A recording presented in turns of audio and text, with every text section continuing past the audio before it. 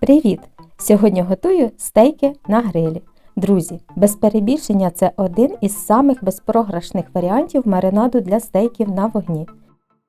Завжди м'ясо виходить непересушеним, соковитим та смачним. Спробуйте! Впевнена, не пошкодуєте. М'ясо.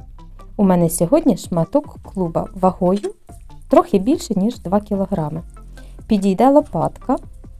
Якщо це буде філе, теж класно. Якщо ошийок, то взагалі шикарний варіант. Один із найкращих.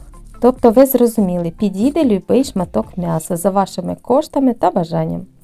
Нарізаю м'ясо на стейки товщиною приблизно 2 см. Якщо шматки будуть менші, після смаження м'ясо буде сухим. Як його не маринуй і що з ним не роби. Якщо шматки будуть більше 2 см, є ймовірність того, що можуть не просмажитись всередині, тому нарізка має значення.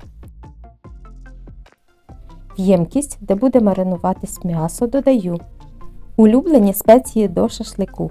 У мене це хмелі сунелі. Тут є усе, що потрібно, щоб м'ясо було запашним та смачним. У мене домашня хмелі сунелі, готую її сама уже багато років підряд. Кому цікаво, залишу вам посилання та підказ. На 1 кг м'яса 1 чайну ложку хмелі сунелі з верхом. Я додаю 1 столову ложку, так як у мене 2 кг. Сіль 1 чайна ложка з верхом, я ж додаю 1 столову. І важливо, 3 столових ложки рослинної олії рафінованої на 1 кг м'яса. Олія допоможе швидше і краще розкритись спеціям, а під час смаження попередить виходу вологи із шматків м'яса. Завдяки цього м'ясо буде неймовірно соковитим і смачною такою кірочкою румяною зовні.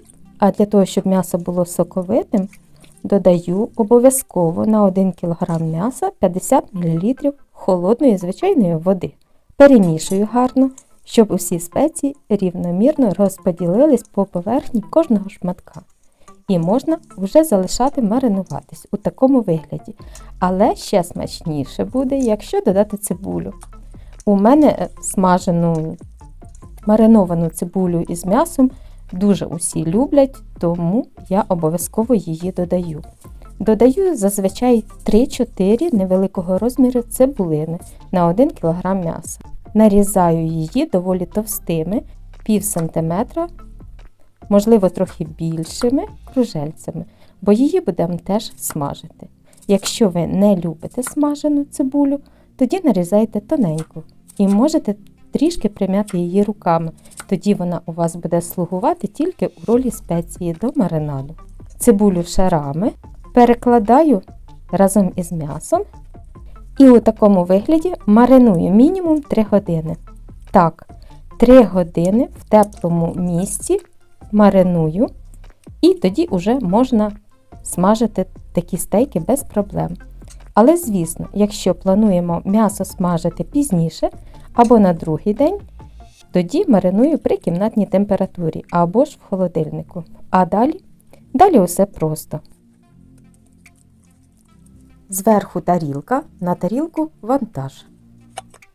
Смажиться м'ясо на решітці. В проміжки обов'язково викладаю цибулю, яка маринувалась разом із м'ясом. Ще додатково, поки м'ясо смажиться, приготую мариновану запашну та соковиту цибулю до шашлику. Нарізаю 1 цибулину. Вибирайте цибулю соковиту, не дуже пекучих сортів для цього. Розділяю її. Додаю сіль за смаком та трішечки цукру. Обов'язково сік лимону або 1-2 столових ложки яблучного оцту натурального.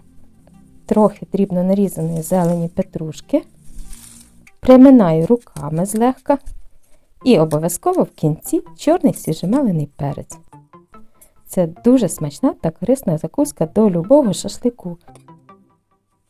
Мої стейки вже засмажились. Ось такі вони рум'яні, такі як ми любимо. Трохи овочів, лаваш. Друзі, буду рада, якщо відео було для вас корисним та цікавим. А я усім бажаю смачно їсти та бути здоровими. Усім пока! До нових цікавих відео!